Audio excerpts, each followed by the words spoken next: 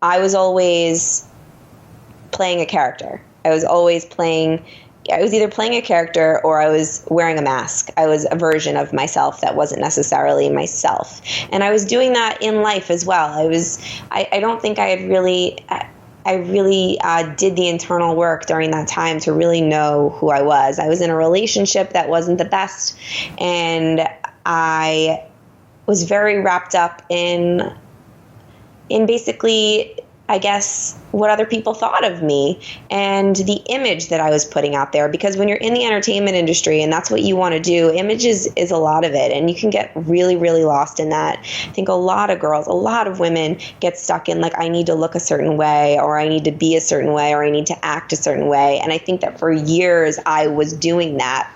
And then when everything ended, I was left with, okay, now who am I? Like, I need to start showing up as me, as Jen Gottlieb, as I know who I am deep down, but I need to like take off the mask, and I need to get courageous, and I need to let go of the fear, and I just need to be vulnerable, because if I'm not vulnerable, I can never allow any of the goodness to come in that I truly want to attract as myself. I'm Srini Rao, and this is the Unmistakable Creative Podcast, where you get a window into the stories and insights of the most innovative and creative minds who've started movements, built thriving businesses, written best-selling books, and created insanely interesting art. For more, check out our 500-episode archive at unmistakablecreative.com.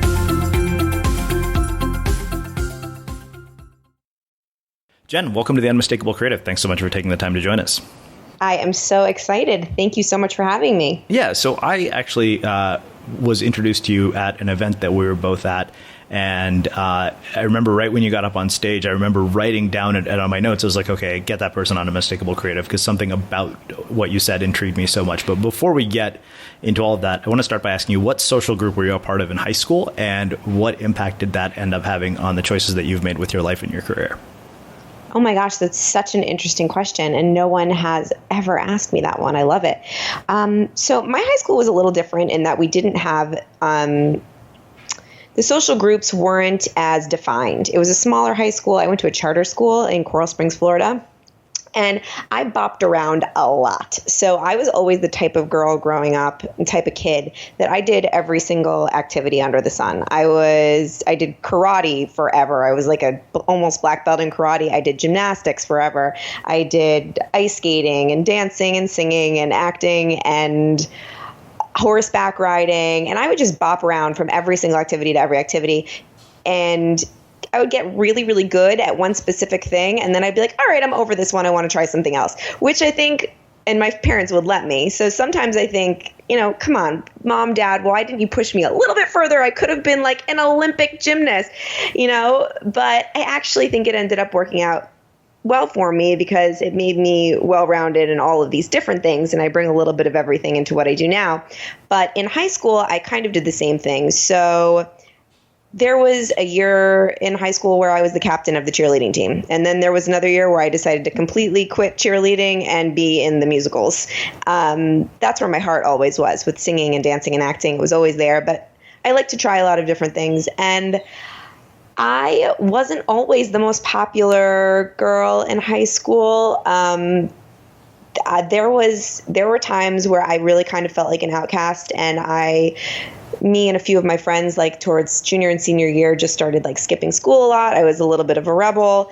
I would skip school and go out with like the college kids and go out and party. And I definitely had my rebellious phase junior and senior year. So I would say there were points in times in high school where I was really into it and really into high school, and I was a cheerleader and I was like in the clique. And then there were points in times where I like would pull back and kind of be a little bit more rebellious and not really so active in school. But the one thing that always stuck was I was always part of the theater. So no matter what, I was always kind of a pseudo theater geek, and I was always doing the musicals because that was my passion always since I was basically since I came out of the womb. I've been singing and dancing and acting and wanting to be on stage. So that ended up, because I was so into theater in high school, even though my grades senior year were pretty freaking awful. Like, I almost didn't graduate because my grades were so bad, because I was just over school. A lot of stuff happened in my family, and I was just I was rebelling a lot senior year. And the reason that I graduated high school was because I ended up auditioning to get into the University of Hartford, which has a really amazing musical theater program. And I got a really big scholarship to go there. And my high school really wanted me to be able to go to that college. They were really proud of me. They were really excited for me. And I did so well in theater in high school that my teachers hooked it up, and they passed me so that I could go to that college. And I think that essentially really, in fact, I know that kickstarted my career in acting, singing, and dancing. Because of that move. So I guess that answers that question. Yeah. What planted the seed for this love for theater and singing and dancing? Was this something that you were just exposed to growing up? Were your parents into this kind of stuff? How did it start? Well, ever since I could remember, since I was, there's videos of me from when I was 3 years old just dancing on tables. I know that sounds like I love to dance on tables. But as a kid, I could have gone a totally different direction. Good thing it went the other way. But I just loved to put on shows. I loved, my parents noticed very, very early that I was always wanting to perform, and I would watch like all of the We Sing videotapes and all of like the kids videotapes, and I would just get up on the table and imitate what they were doing. I loved Michael Jackson as a kid. Still love Michael. And I would spend hours and hours and hours in my living room dancing and singing to Michael Jackson, Annie, like The Sun Will Come Out Tomorrow, Annie, and The Wizard of Oz. Like, forever. And my parents were like, all right, we got to put this girl in acting classes. Like, we just have to.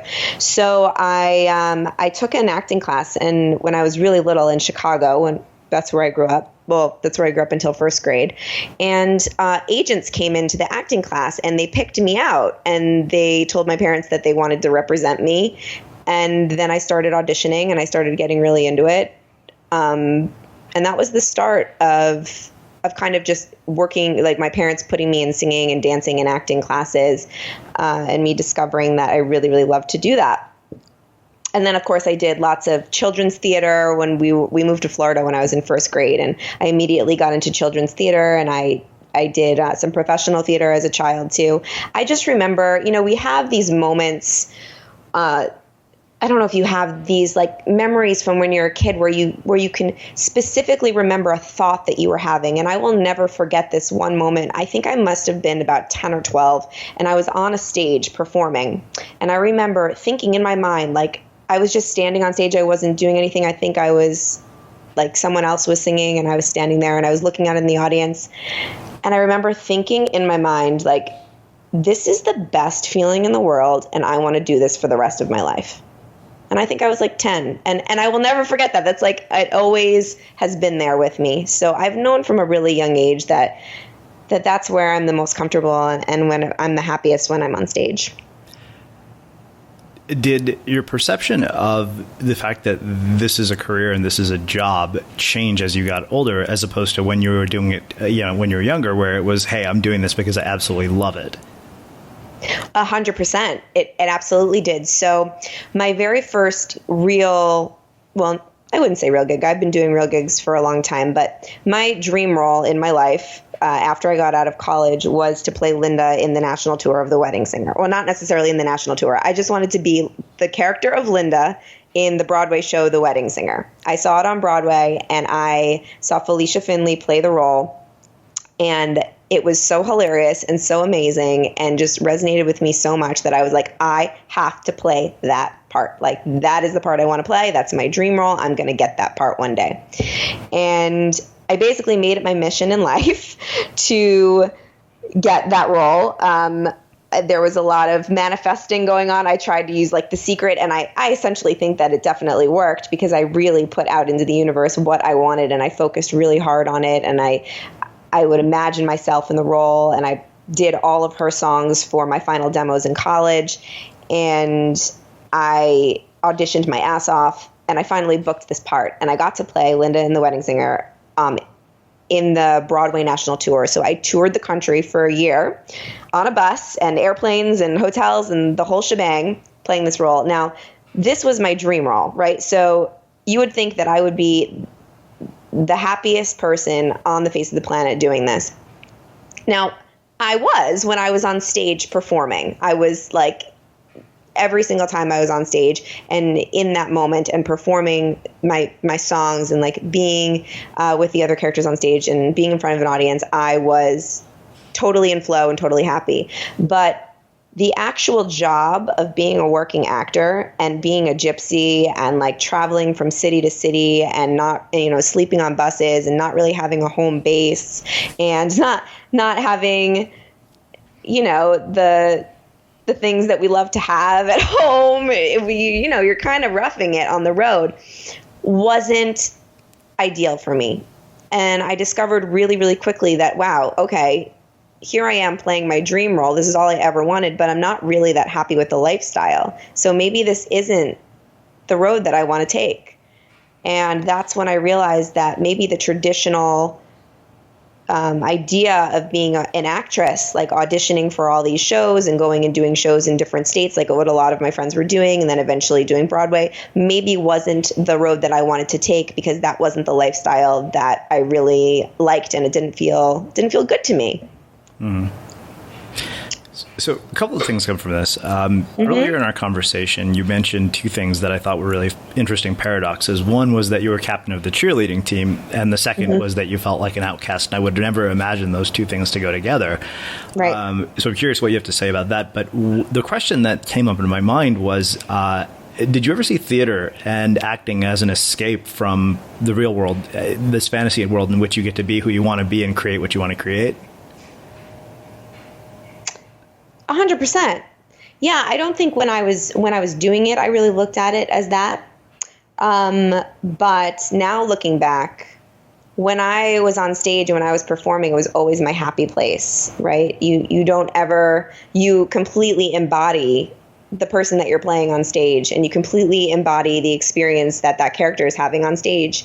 And so you are essentially escaping your real life, and everything, even if you're doing a sad scene, everything it feels to me energized and happy and amazing and beautiful on stage. So yeah, I guess looking back, I could totally tell you now that it was escapism, and that was part of the reason why I loved it so much. But in the moment when I was doing it, I probably didn't realize that. I wasn't as introspective as I am now.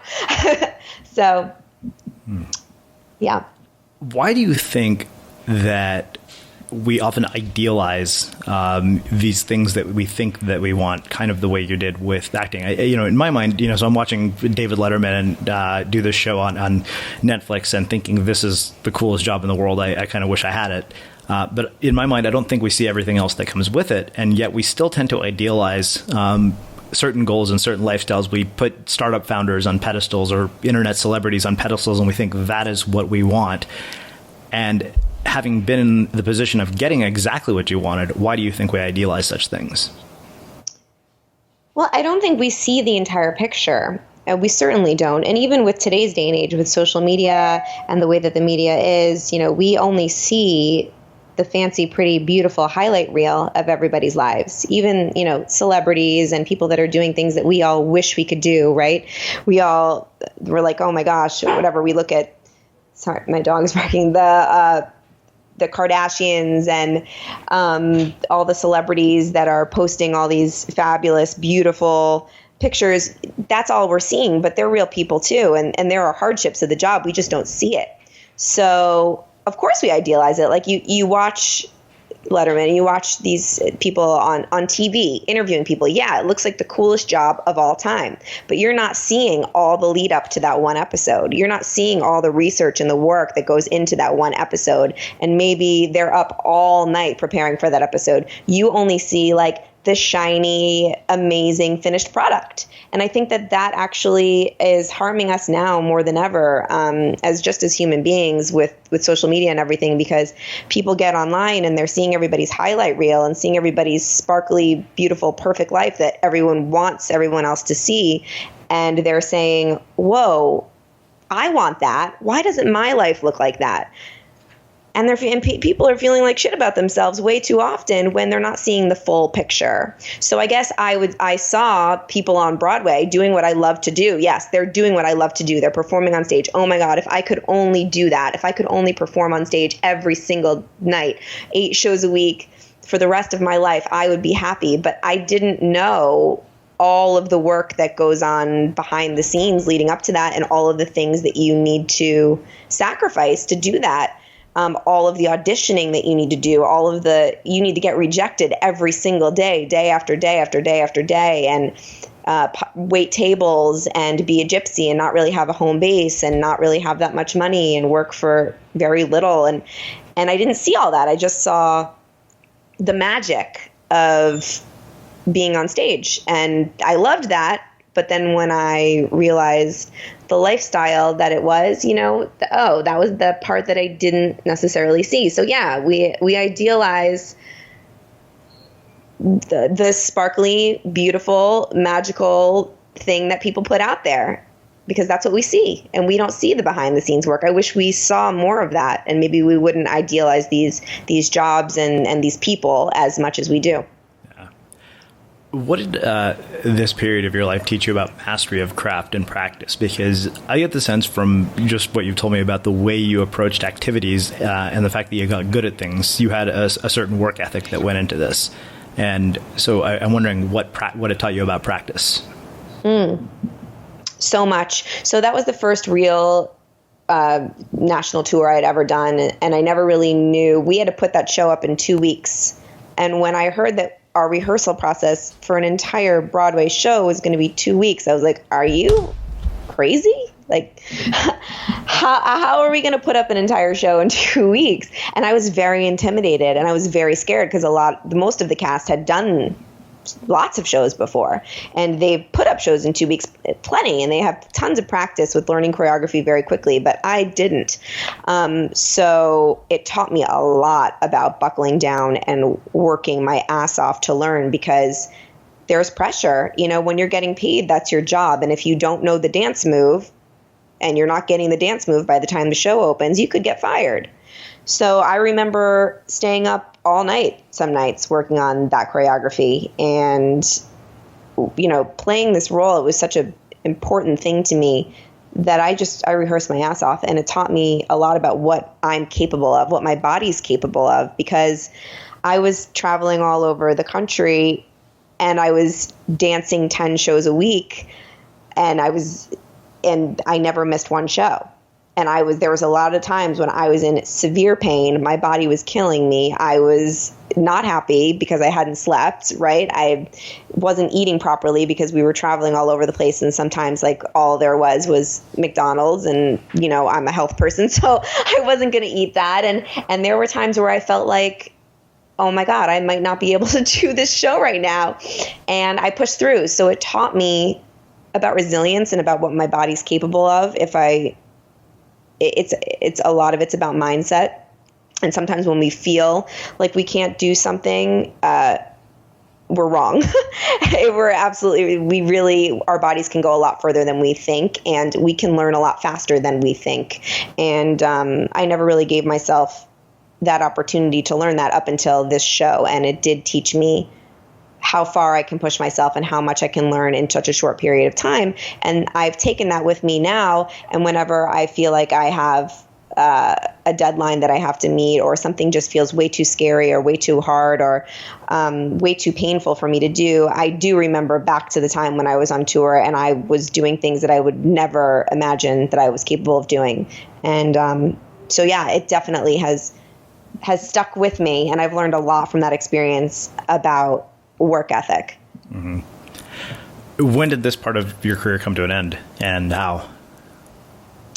So as I said, I realized very quickly into it that traveling around the country on a bus was not my favorite thing. And all of my friends on tour, who I'm still friends with now, will tell you that I didn't love it so much. I loved being on stage, but I didn't love all the other stuff that came with it. So I decided to leave a little bit early. And I left the tour maybe 4 months before it ended or something like that. And I came home to New York. And that was the last show, like full production show that I did. But about a month later, I ended up booking That Metal Show, which was an entire new chapter of my life and a new form of performance, I guess you could say, for me, a new experience that took on a mind of its own and became something that I never thought it would become. So the role that I played in Wedding Singer was Linda, and she was like I guess Joan Jett wannabe rock star, very 1980s rocker chick. And when I came back a couple weeks later, I got a casting notice for this TV show on VH1 called That Metal Show, and they needed a sexy heavy metal girl. And I'm like, awesome. I just did that for a whole year. I can go get this job. I'll go book this. No problem. And like, I don't know. I was just on this high from just doing that show. And I felt like I could do anything. Like I just told you, I was like, look at what I'm capable of. Like, I'm unstoppable. I was feeling good, very proud of myself and very accomplished. And I decided I'm going to get this part. There goes my manifesting law of attraction stuff happening. And I Googled a lot of heavy metal information right before I went into the audition because, to be honest, I had absolutely no idea anything about heavy metal music, nor was I a fan. And I booked the role. It started off as a very small little part on this half an hour long TV show that had this really niche following of people that liked rock and roll and heavy metal music. And my part was basically just to be Miss Box of Junk, which your listeners may have not seen the show before, but it's three hosts that interview really, really big rock stars.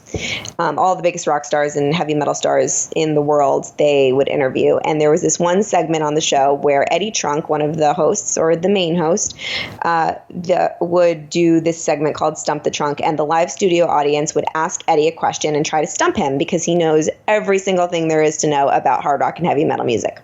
And my job was, if the audience members stumped Eddie, I would bring out this box of prizes and they would pick out a prize. And that was it. I was getting paid like nothing to do this. I was just like, I didn't really say anything. It was this little tiny gig, but it was cool to me because it was on VH1 and it was a gig, and I got home from my tour and I got this thing on this show on VH1, which was a big deal. So it was great. But then it turned into something much, much bigger than that.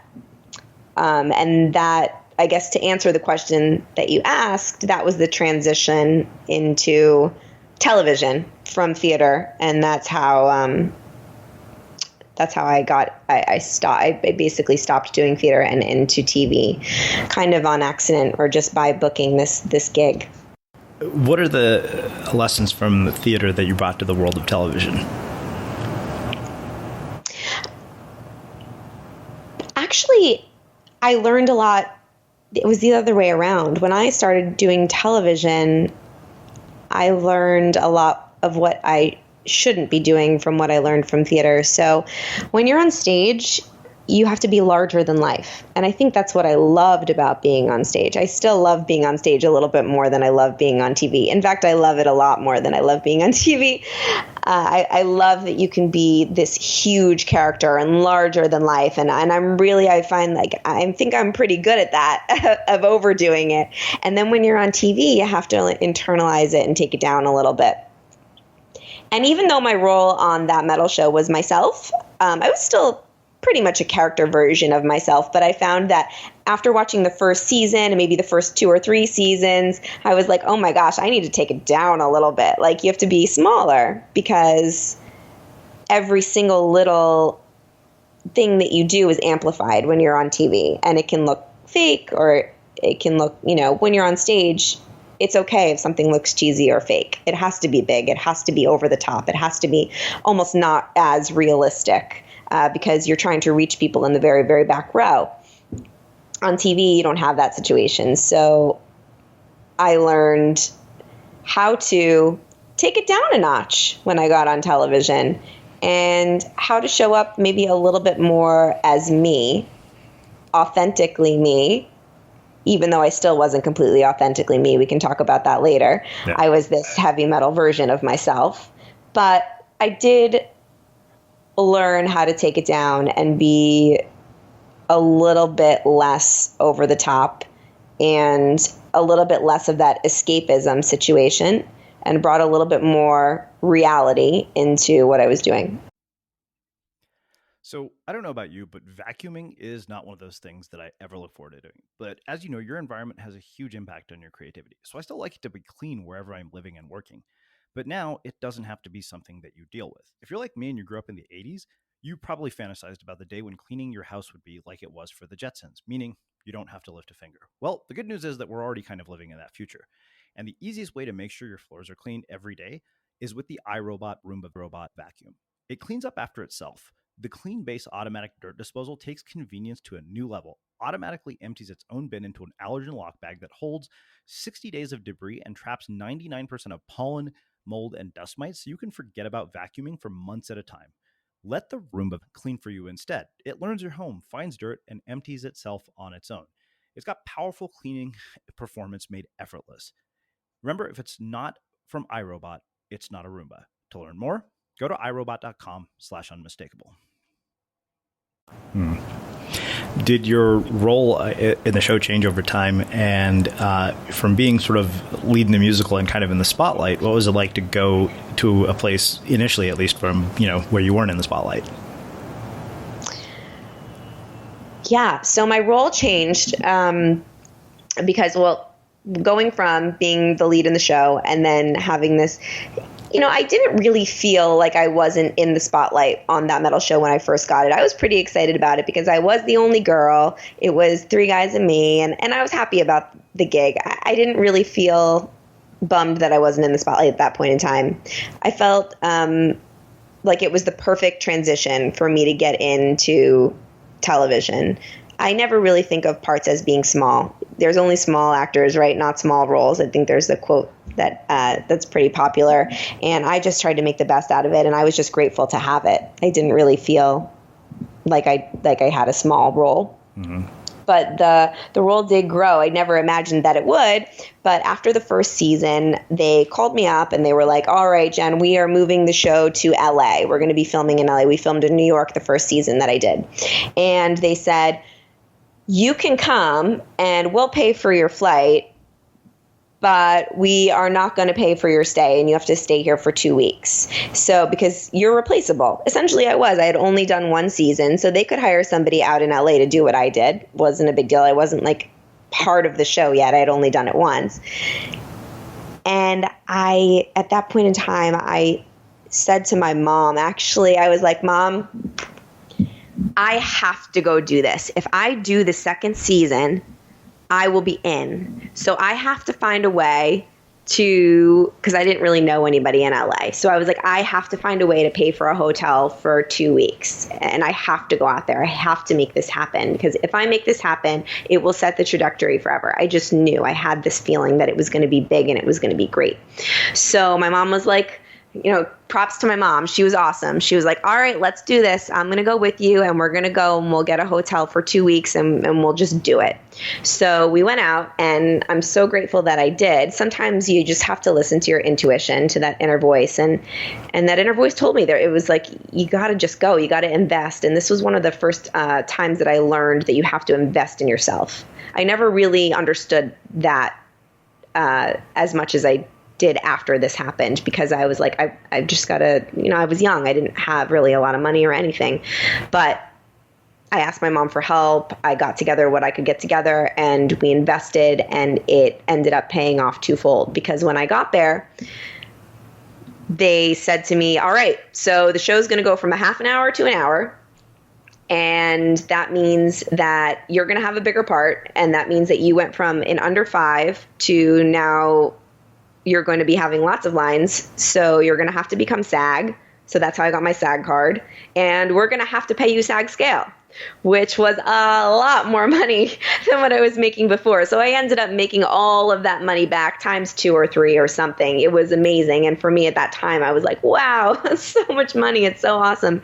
And I ended up having a much bigger role on the show for that initial season in LA. And then once I did that, I was in, and the show became very, very successful in its niche with our followers, the heavy metal people. I mean, they're so committed, and they're such amazing fans, and they kept our show running for 14 seasons. And by the last season that we did, not only was I on the show a lot more with the guys and doing, helping interview the guests and everything like that, but I got to have my own web series where eventually I became a trainer during this point in time. And the producer said to me, you should really talk about fitness on the YouTube channel. And so I got to end up interviewing all these huge rock stars about what they like to do in the gym and how they eat.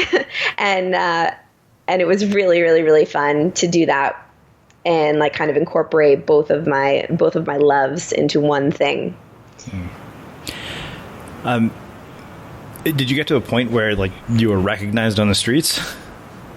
Every once in a while, yeah, but it wasn't that big. Like our show, I'll talk about it, and people are like, oh, I don't watch TV. I'm like, even if you did watch TV, you would only really know our show if you're a hard rock and heavy metal fan. We have amazing fans, and we have a pretty big fan base, but it's very, very, very, very niche-y. So whenever I would get noticed on the street, like it was a really big notice, and people would like give me a hug. Oh my God, they're very passionate. So every once in a while, but I wasn't like, I used to call myself like an F-list celebrity. I'm not like an A, B, C, D. I'm an F-list, and it's okay. And I was damn proud of being an F-list celebrity. It was awesome because the fans that we have are the best, I'm going to use a curse word, fucking fans in the world. And they're so passionate, and they're so enthusiastic. And so like the few times that I did get noticed on the street, they were wonderful moments, and I felt like I knew those people, like hugs all around, excitement. It's very fun to connect with that metal show fans. Yeah. So you mentioned that you got to interview, a lot of famous rock stars and really big sort of celebrities. What surprised you about them, and what, if anything, did you take away about success and the success at that scale? I know you only talked to them about fitness, but I'd imagine you might have learned a few other things from them as well. Oh, absolutely. Just that they're real. They are real people. As you said before, like we put these people on a pedestal a lot of the times, and we envision that it's this thing that is so untouchable and not necessarily realistic. Like it's this sparkly, shiny thing that we see. And when I saw these people in real life and got to know them and sat with them in the makeup room and chit-chatted with them, they're totally normal people. Completely just it took it all that shiny sparkliness away. And they're a lot of them are really cool, awesome, amazing, fabulous people, but just regular people, just like you and I. And they would just have regular conversations with me. And sometimes I would be really intimidated and really nervous and really scared to talk to some of them. And once I started talking to them, I was like, oh, they're just normal, just regular people. And we would talk about like their dogs or, their cats or their kids or whatever. And that was a cool lesson to learn. Being around people that I would see on stage, like as this rock star, that this fantasy person that's like not even real, like playing these instruments, and just like, we idolize these people, and then just having them in a room chit-chatting about carrots or whatever healthy foods they like to eat or they don't like to eat. I don't know why I just said carrots. But or with Lita Ford, we were talking about blueberries for like 15 minutes because I was asking her what her favorite healthy food is. Like stupid, like totally dumb, regular, normal human being conversations. It changed my viewpoint a lot on what I used to think about the whole celebrity thing. Uh-huh. Who really stood out to you and why? Well, I talk about Lita Ford, and the reason I talk about Lita Ford, I think it's just so synchronistic of what happened in my life, and I think it's really cool to pay attention to the synchronicities of life for a lot of reasons. But when I was on the road with Wedding Singer, when I started doing Wedding Singer, my friend April came to me and she said, your character is so much like Lita Ford. Do you know who she is? And I was like, no, who is this Lita Ford person? I had no idea. And so I started Googling and researching, and sure enough, Lita Ford, I don't know if you know of her, but she is a badass, amazing rocker chick. And I decided, oh my gosh, this is my character, and I'm going to base my character off of her. So before every show, I would listen to Lita Ford, and I'd never known who she was previously, and I just loved her. And not a lot of people, she's well known in the hard rock world, but she's not super, super, super famous. So it's not that like unheard of if you haven't heard of Lita Ford. And I loved her, became a total mega fan of Lita Ford. And then circle around, next gig I get, one of the very first guests that we have on the show is Miss Lita Ford. And that was the craziest thing to me because, first of all, like the chances are that I even like heard of her during Wedding Singer and decided to base my character off of her and studied her, and then to get to meet her and be on the same show as her and tell her that story, it was a very, very, very cool moment for me. Wow. I don't know if you've seen it yet, and I've been obsessively watching the interviews on David Letterman's new show that he has on Netflix, and the first guest was Barack Obama. And towards the end of the conversation, they had one of what I thought was the most provocative moment of that interview. And Barack Obama says to David Letterman something along the lines of, I've been in politics, met a lot of people who've become famous in business, entertainment, and people who've worked hard. But there are a lot of people who've worked just as hard who haven't accomplished those things. And he said, do you feel that there's been an element of luck in this at all? And David Letterman's response was, I feel nothing but lucky. And so I have to ask you, as somebody who has had a career in the arts and gotten to accomplish things that many people who desire to have careers in the arts actually don't, do you ever feel that there has been luck involved in any of this? I do believe in luck, but I believe that luck is just the first step. You get a little bit of luck, but then you need to take action, right? So people get lucky all the time. They'll have some kind of lucky thing happen to them, but then they ruin the experience. They ruin the opportunity because they don't take action because of fear or because of whatever limiting beliefs that they have, or it's usually fear. Fear is usually that thing that makes us not take action, right? So I think there were a few things that happened to me that were lucky, or maybe, lucky.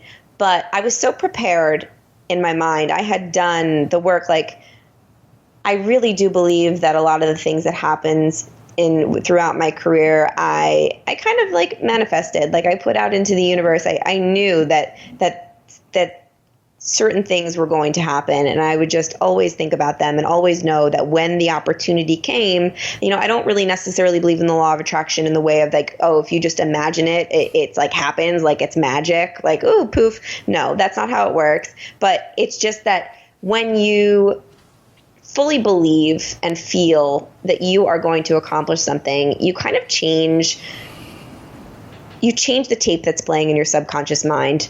And your subconscious mind is what really actually makes us take action. So you're subconsciously moving in the way towards your goals. And on the way towards your goals, lucky shit starts to happen to you. And when that lucky stuff starts to happen to you, then you need to grasp onto that, see that luck, and be like, oh, there it is. That's the opportunity. Get it, and then take action. And so, yes, I believe in luck, but I don't think that the things that happen to me because of luck. I think they happen to me because I took that lucky moment and I took action on it. There's one other part of this that I knew that I wanted to ask you about. You mentioned 14 seasons of the show on VH1, a year in a show on Broadway, and the question that brings up for me is around sort of a loss of identity that occurs when something that has been such a big part of our lives no longer is. Did you feel that in any way at all? And how did you manage it? If you did, how did you deal with it? Totally. There was a lot of things that happened to me after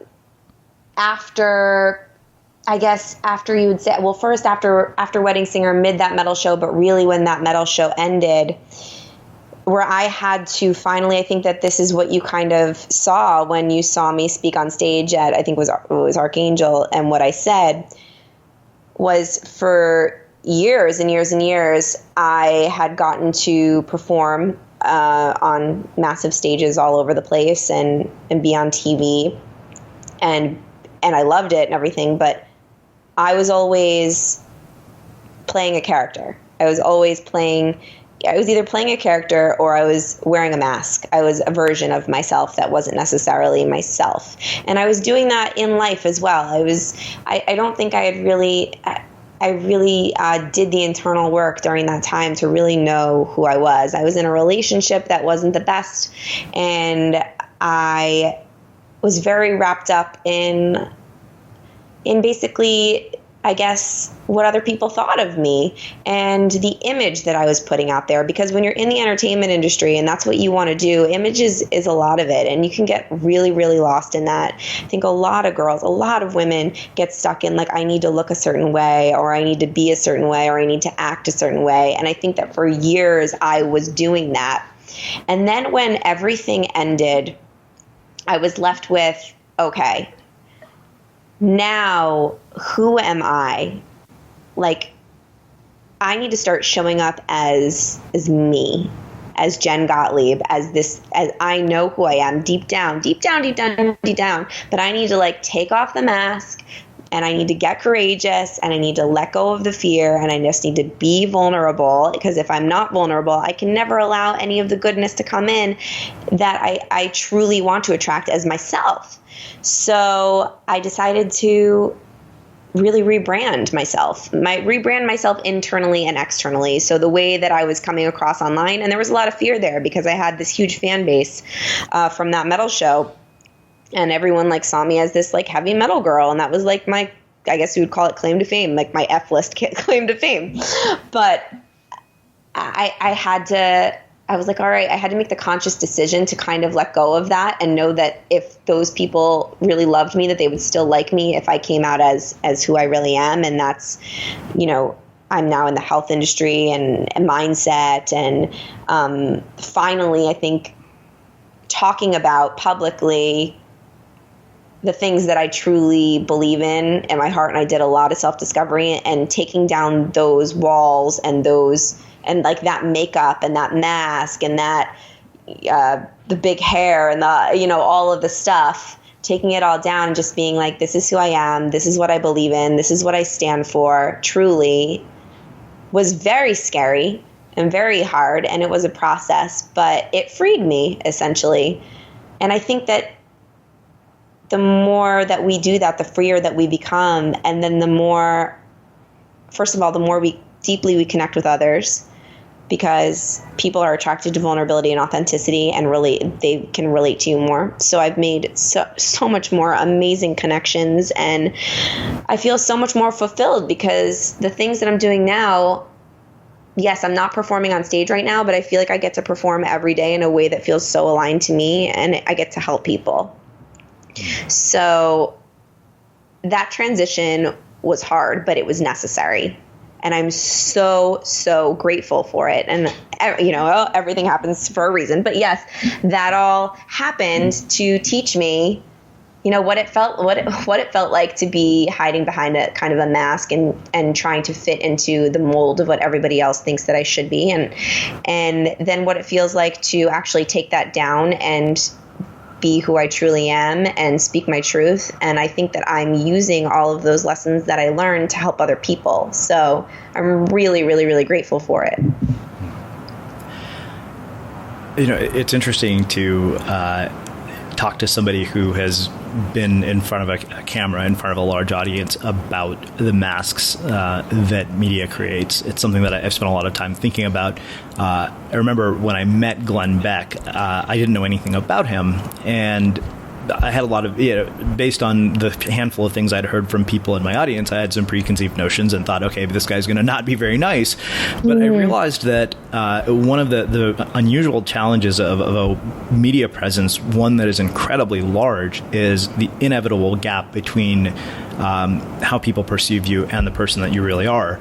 And it's something that I've wrestled with over the last year quite a bit, because I think that the way that you and I connect in the context sitting at a dinner table is very different than the context that you and I are connecting right now. And I think that's more a commentary than anything else, but I'm really interested in what you have to say about it, because I think that media and a media presence of any sort inevitably creates a mask of some sort. Absolutely. Totally. Because you're never going to really be able to get a sense of who that person is exactly, really their true core when you're just watching somebody on TV, or you're listening to a podcast, or, you know, you're watching them on YouTube or a Facebook Live, or seeing them on Facebook. Like I said, like, either way, like, still on Facebook and Instagram, if you go onto my Instagram, like, I have very curated, beautiful pictures, because that's how I like to share my messaging. And I love to make beautiful pictures. I love to work with great photographers. It's like one of the things that I love to do. I actually do run a production company now where I help people create pictures like that. I think it's fun. But so I guess you could say that it would look like, you know, people wouldn't really get a vibe of like who I really am if they were to sit and connect with me and speak with me in person. I mean, that's just, I guess, like, that's unfortunately the way it is. But I've been trying to show up. I guess the more we can show up as ourselves on Facebook Live, you know, things like where you can actually really connect with people, the better. But I mean, when it comes down to it, one-on-one, in-person connection is where it's at. That's it. And we're not really connecting with each other anymore as human beings as much as we used to in person, sitting at a dinner table, or just meeting up and talking. It's all like behind screens, which kind of, you know, it's great for so many reasons, because you can connect with so many more people, and you can get pretty deep connections, but it's never, ever, ever going to be as deep and as intimate. And you're never going to get to know somebody as well or have as good of a connection with somebody than if you sit with them face to face. And so I would love, like, the next step, like what I would love to start doing is just speaking in public more, and doing more public speaking, or holding seminars and workshops, because I've seen the power of that. I've seen the power of, like, when you and I went to this workshop together, we could have connected all day long on social media and Facebook. And, like, it doesn't matter how authentic I'm being on social media and how authentic you're being on social media. We still wouldn't have gotten that connection that we did meeting up in person and having dinner together and really, like, having a really nice, like, intimate, one-on-one, human being to human being conversation. They can't match up. It's just, I don't think it's possible. I'd love to hear your opinion on that too. Yeah, I don't think they can match up. I mean, I think that it's something that, like I said, I've wrestled with all year, but I realized that the version of me that my closest friends get is a really different version than the version that, you know, people see through my work. Yeah. And I think that maybe that is kind of healthy, because your work, you know, you do have your work face, and then you do have your friends and family face, right? Everybody has that. And I think that's normal and that's natural. And we can be okay with that. We don't have to say, oh my gosh, I'm not being authentic enough online and with my business, and I'm not being, you know, sometimes we just have to take a deep breath and be like, everything that I'm doing, as long as we feel aligned with what we're doing and it feels good to us and we feel like we're living our truth in whatever way that truth is, if that's, putting on our podcast face when we go on podcasting because that's your job, or putting on your TV face when you go on TV. But as long as you're showing up like, this is authentic to me, this is what I feel, this is how I'm serving at my highest possible way of serving, I guess you could say, like, and helping people as much as I possibly can with this face on, then that's great. And just know that that's what it is. And that when you're with your friends and family, you have your other face on and you can just be that person for them. I guess that's the way that I would like to look at it. Just let go and stop overanalyzing about it and just try to show up as your true self everywhere you are in whatever realm that is. Wow. Well, this has been really, really amazing. Actually, one of my favorite conversations I've had all year. Oh my God. So I have one last question for you, which is how we finish all of our interviews at the Unmistakable Creative. What do you think it is that makes somebody or something unmistakable? Make somebody unmistakable. Being unapologetic. Just being you, doing what you love, helping people in the way that you love to help people, and being unapologetic about it. And that will make you unmistakable. Just owning it. I think that makes a really fitting end to our conversation. Where can people learn more about you and your work? They can go to my website, www.jenleahgottlieb.com. And then I'm on Facebook all the time, just Jen Gottlieb. Please, if you want to know more, just DM me. I'm very accessible. Or my Instagram is at Jen Leah Gottlieb. Leah has an H at the end. That's it. Awesome. And for everybody listening, we will wrap the show with that.